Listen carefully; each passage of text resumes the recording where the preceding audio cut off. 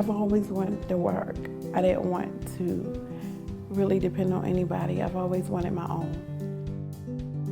When you say you can't, Voc Rehab will say you can. And this is how you can do it.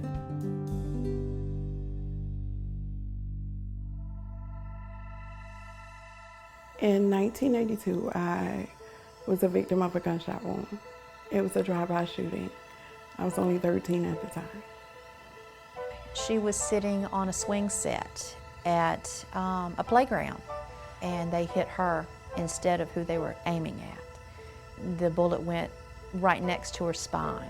You know, as a young teenager, I was like, I don't want to live. I don't want to go through this. And I stopped eating. I stopped drinking. I got really sick and lost so much weight to like 63 pounds. And I had to go back in the hospital, and I was in the hospital for a whole year. So it was a really rough battle at first. I was homebound for the whole 9th grade year. Then the second semester of my 10th grade year, I decided, they was like, you can go back to school. I was a little scared because I was different. And it was like, how do I do this with all these people and everybody's gonna be looking at me? And I stayed here for a semester. Things began to transpire with my mom and my stepdad, and we were out of a home. And I went to New York to my aunt, and I stayed there.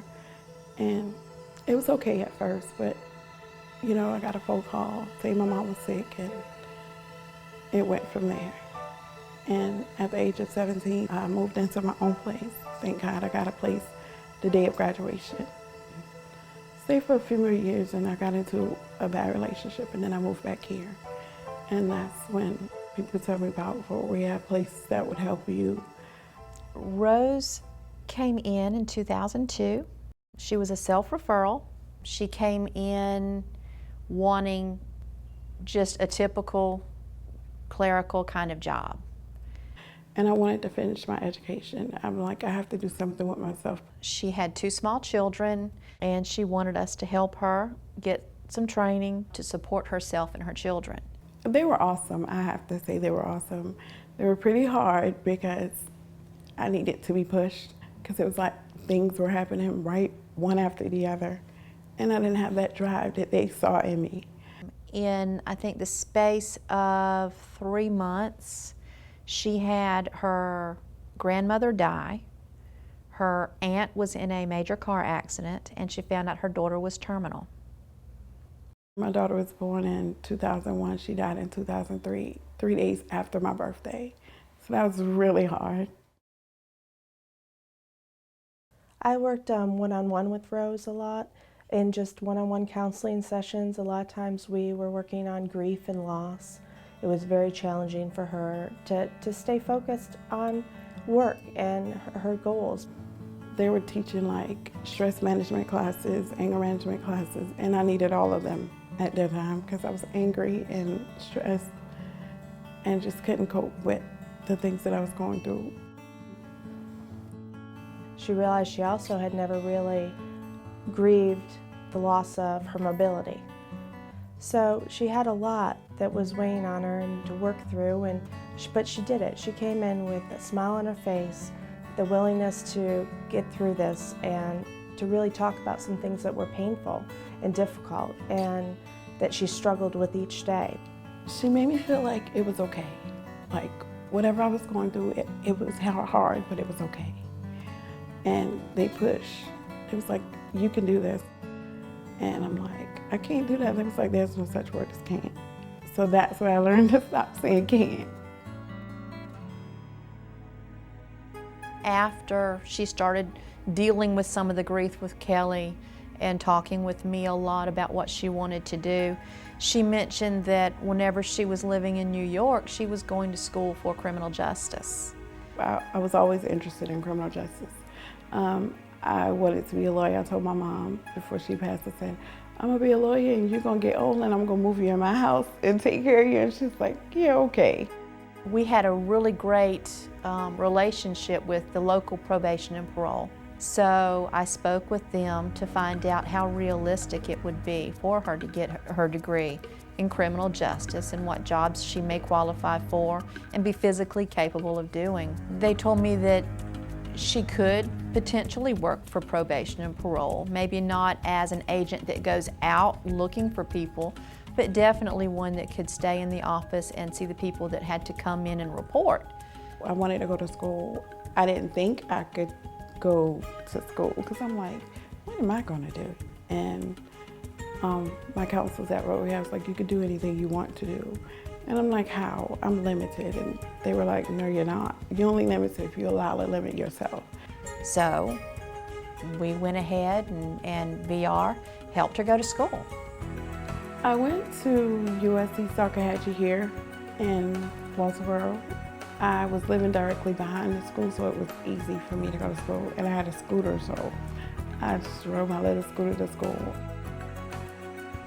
One day I came home and I told my husband, I said, I want to drive. And he was like, you want to drive? I said, yes. He said, okay. So I said, Miss Tuckman, I want to learn how to drive. And she's like, learn how to drive? She said, okay. And nobody had an issue with it. Even though I was seeing it, I wasn't really sure that's what I could do. We matched her with an evaluator in the state that was certified in providing these services. The training was done in Myrtle Beach with Ian McClure. That was my very first time driving. And he put me right on the interstate. It's like, I can't do this. No, that's too much traffic. What am I to do? My husband and son was in the back seat and they was like, you can do it. I was like, oh no. But lo and behold, I did it. And he was like, have you ever driven before? I was like, no, sir. He was like, wow, it's gonna be a piece of cake for you. I got my license on the first try. I was like, yes. Next thing, I wanted a car. Her husband bought her car so that we could do the accommodations. She needed left-hand mounted hand controls, which would allow her to do the brake and the gas using her left hand. Keeping her right hand on the wheel for steering, we had a spinner knob put on so that would improve her leverage on the steering wheel going around corners. To see her pull up into the parking lot, and she would go, come look at my car, and we had to come over and check out everything, and and she was just so excited. And I'm like, ah, I screamed. And that was like a major stepping stone. It was going to give her that freedom to finish her degree. While Rose was in school, they had her do an internship. And since we had such a great relationship with the local probation office, she asked us if we could help her school set that up for her. She knew of a parole officer and that she was real good friends with.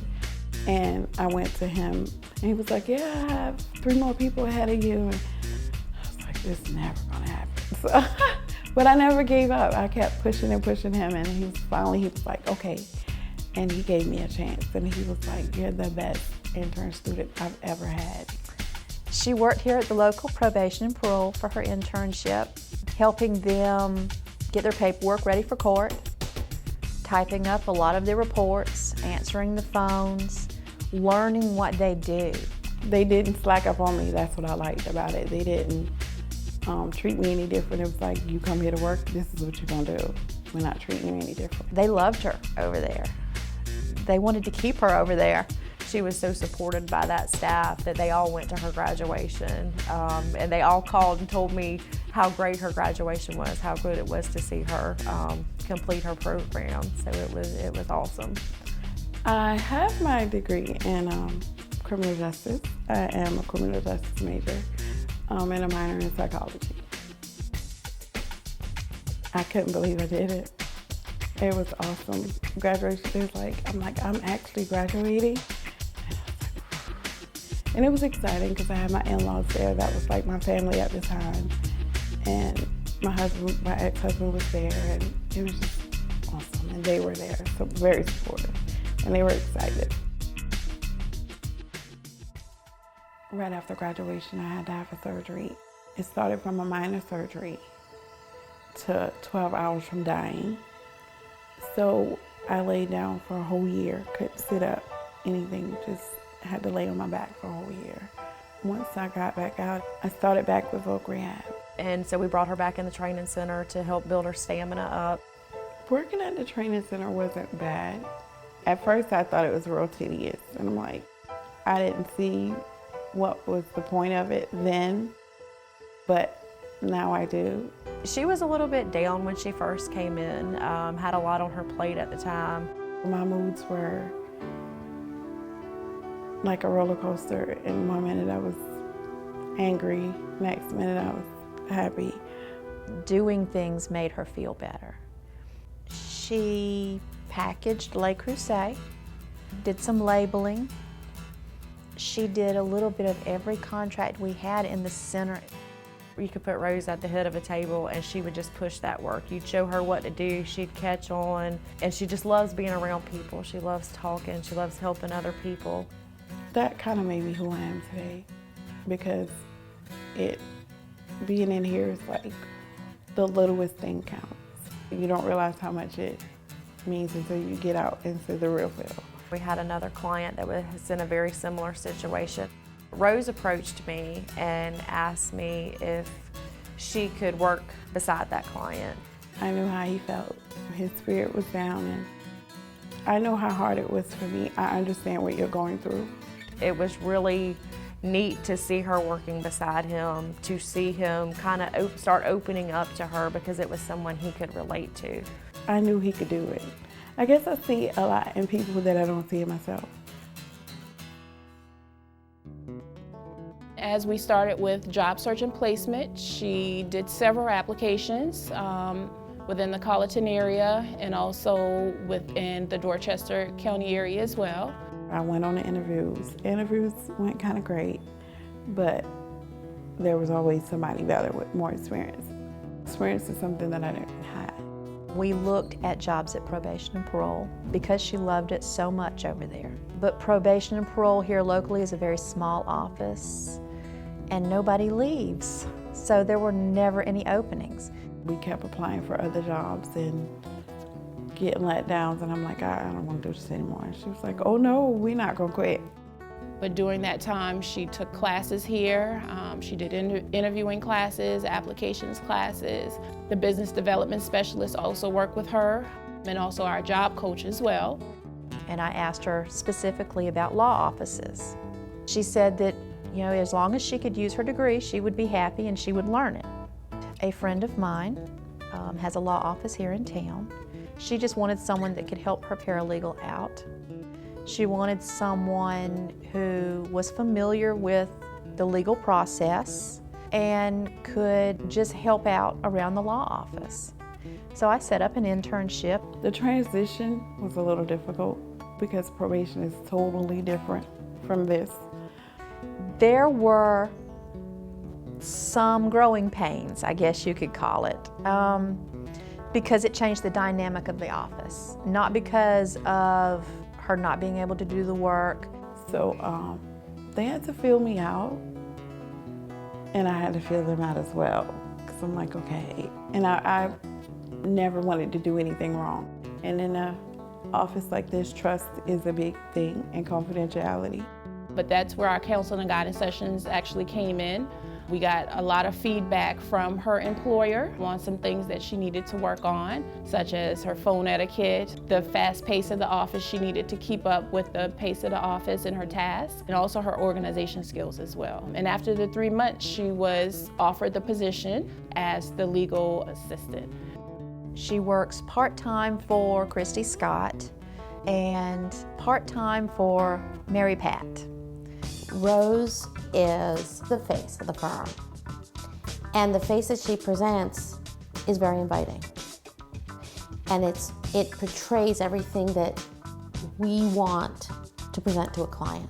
She's the first assistant I've had in my 12 years of practice that is actually a full team member. She's the initial client contact. She takes work home voluntarily. She reads up on things. I type deposition summaries. Miss Christie takes depositions, and there are a lot of them. Some are very thick. For Attorney Crawford, I'm learning to type up divorce complaints. I do summons. I also answer phones for her. I call clients. I meet with clients. Some clients I know already know what they need, so I meet with them. For Attorney Crawford, I meet with mostly her clients. She communicates to us the emotions she hears, the information that she hears. She also plays a very difficult role here that I think is very difficult. She works for 2 attorneys, and she works with 3 other legal assistants. That in itself could give you a degree in diplomacy. I love it here. These ladies are awesome. They're very supportive, and I'm learning a lot. It's never-ending learning here. She is an asset to the office, to the clients, to us. We are blessed to have her. And the day she came to the office, we gained much more than an employee. They're always including me. Last week, Thursday, they gave me a housewarming party here. They're very, very supportive. She was recently divorced. She was living in her in-laws' home that they had renovated for her. Halfway through the divorce, the in-laws wanted her to move. So she was really stressed over that.